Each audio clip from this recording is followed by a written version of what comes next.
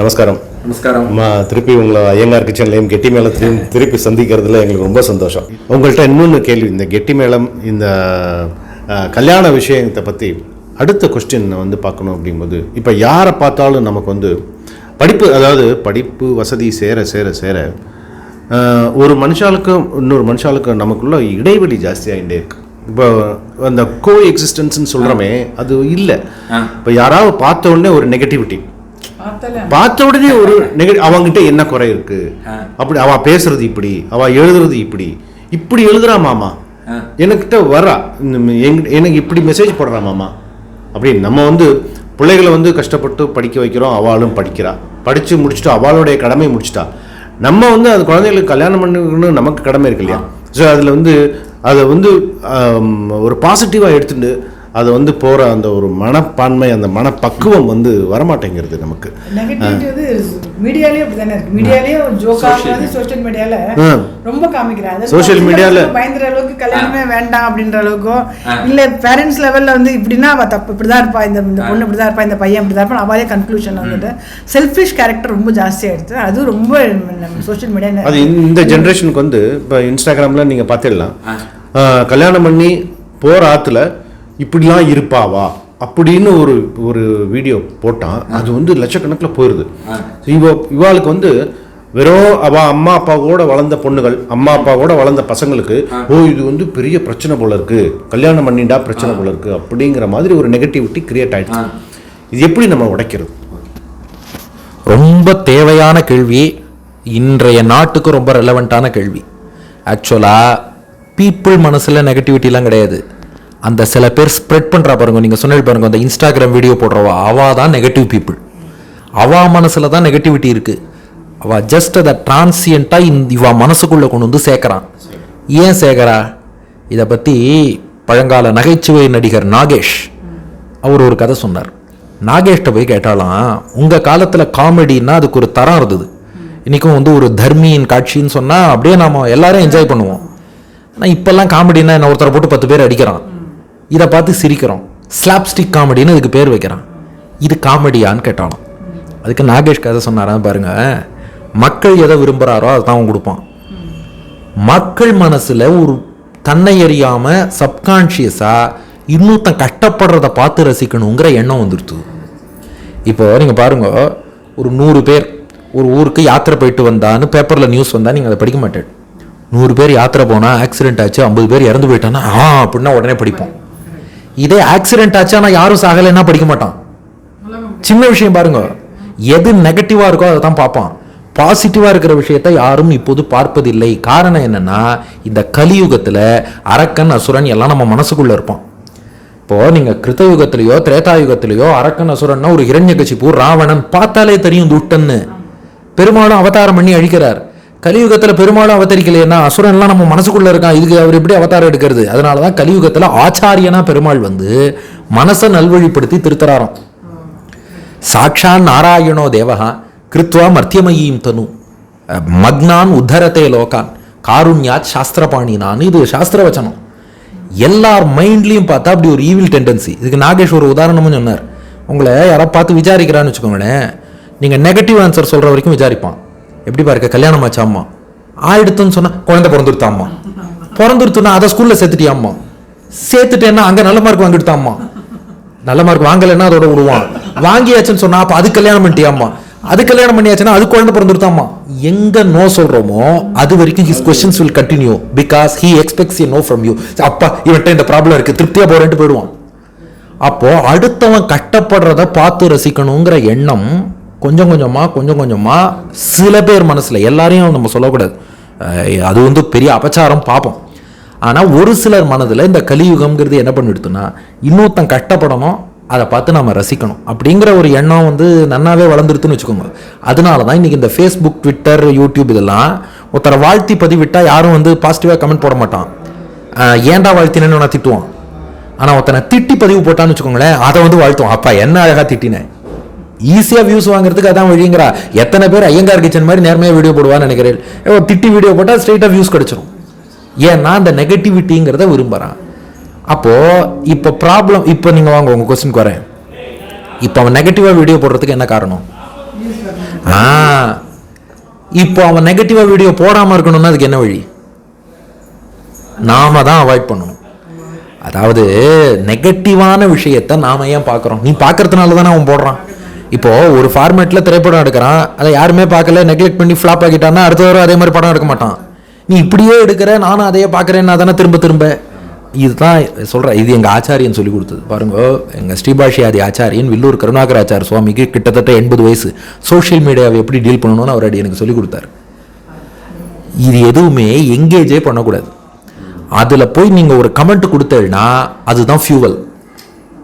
ஏன்னா அது அடுத்தடுத்து சஜஸ்ட் பண்ணும் இன்னும் 10 பேருக்கு. இப்படி ஒரு கமெண்ட் கொடுத்துருக்கான் பாரு, ஃபேஸ்புக் பாருங்க, ஹி ஹாஸ் கமெண்டட் ஆன் திஸ்ன்னு சொல்லி உங்களுக்கு சஜஸ்ட் பண்ணும். நீங்கள் திரும்ப பார்ப்பேன்.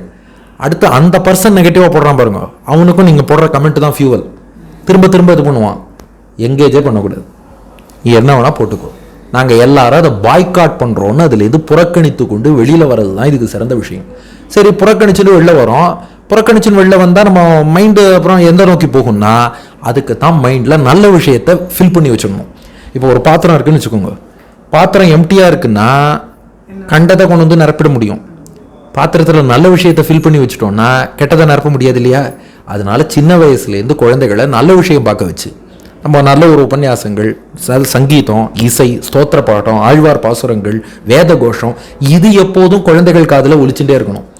இதை அவன் மனசில் நுழையணும். நம்ம அந்த காலத்தில் ஒரு பழமொழி சொல்லுவா, காமம் நுழையறதுக்கு முன்னாடி காயத்ரியை நுழைச்சிடும். எப்போ பூனல் போடணும்னா நமக்கு எல்லாருக்கும் தெரியும். இப்போ நேயர்களும் புரிஞ்சுப்பா என்ன சொல்கிறோன்னு. ஒரு பையனுக்கு எத்தனை வயசுல காமம் நுழையும்னு எல்லாருக்கும் தெரியும். அந்த ஹார்மோன் ஆக்டிவேட் ஆகிறதுக்கு முன்னாடி நீ காயத்ரி மந்திரத்தை ஆக்டிவேட் பண்ணு, அவ்வளோதான். அதை பண்ணியாச்சுன்னா அப்போ பெண்களுக்கு என்ன பண்ணுறதும்பா, ஸ்தோத்திரங்கள் சொல்லிக் கொடுக்கும். உபநயனம் இல்லைன்னு யோசிக்க வேண்டாம். அது போல ஆழ்வார் பாசுரங்கள், இது போன்ற நல்ல விஷயங்களை நாம் சொல்லிகிட்டே இருந்தால் நல்லது உள்ளே இருக்கும்போது கெட்ட விஷயங்கள் நம்மளை அஃபெக்ட் பண்ணாது. இப்போது ஒன்றுமே இல்லை, நீங்கள் கோவிலுக்கு போகிறேன், பெருமாளை சேவிக்கிறேன், அப்படியே உட்காந்து ஒரு உபன்யாசம் கேட்டுட்டு கொஞ்சம் நேரம் ஆழ்வார் பாசுரங்கள் சேவிக்கிறேன். அதுக்கப்புறம் நெகட்டிவான ஒரு இன்ஸ்டாகிராம் போஸ்ட் பாருங்க, அது உங்களை ஒன்றுமே பண்ணாது. ஏன்னா இந்த பாசிட்டிவ் வைப்ரேஷன்ஸ் நிறைஞ்சிருக்கும். ஆனால் இவா லீட் பண்ணுற லைஃப் எப்படி இருக்குன்னா அப்படியே ஆஃபீஸுக்கும் இதுக்கும் அங்கேயும் இங்கேயும் ஓடிட்டு ஸ்ட்ரெஸ் பண்ணி ஏண்டா வாழறோன்னு இருக்கும்போது இந்த போஸ்ட்டை பார்க்கும்போது அது அவளுக்கு நெகட்டிவிட்டியை கொடுக்குறது. அப்போ ஒரு சொசைட்டியாக நாம் என்ன பண்ணணும்னா, இது ஒருத்தர் 2 பேர் கிடையாது. யாரெல்லாம் இந்த மாதிரி நெகட்டிவாக போடுறாளோ இவாளை பிளாக் பண்ணுவோம், வியூ பண்ண மாட்டோம், புறக்கணிப்போம்னு நாம் ஒரு முடிவுக்கு வரணும். அது வந்தால் மட்டும்தான் இதுக்கு சொல்யூஷன். இன்னொன்று இது சாஸ்திரத்தில் அழகாக சொல்லுவார், ந கேவலம் யோ மகதோபபாஷத்தை ஸ்ருணோத்தி தஸ்மாத் அபியஸ்ஸ பாபபாக்.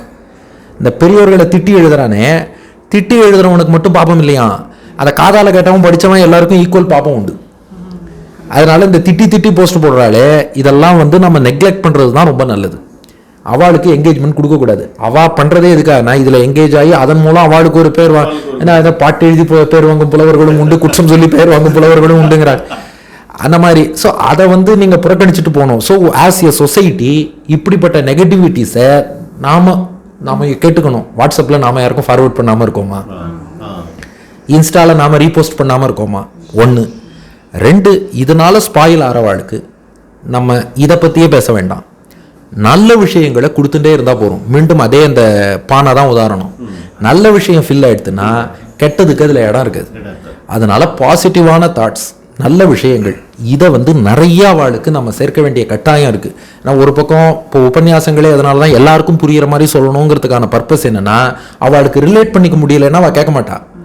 இதை கேட்கலைன்னா அந்த பக்கம் போயிடுவா. அப்போ அவளுக்கு என்ன சொன்னால் ரிலேட் பண்ணுவாளோ அந்த லாங்குவேஜில் நாம் நல்ல விஷயத்த சொல்லிகிட்டே இருப்போம், பகவான்கிட்ட பிரார்த்தனை பண்ணிகிட்டே இருப்போம். அதான் இந்த அஞ்சலி முதிரை ரொம்ப வசத்தின்னு சொன்னோம். So this is a combination. Social responsibility ஒருத்தருக்கும் இருக்குது.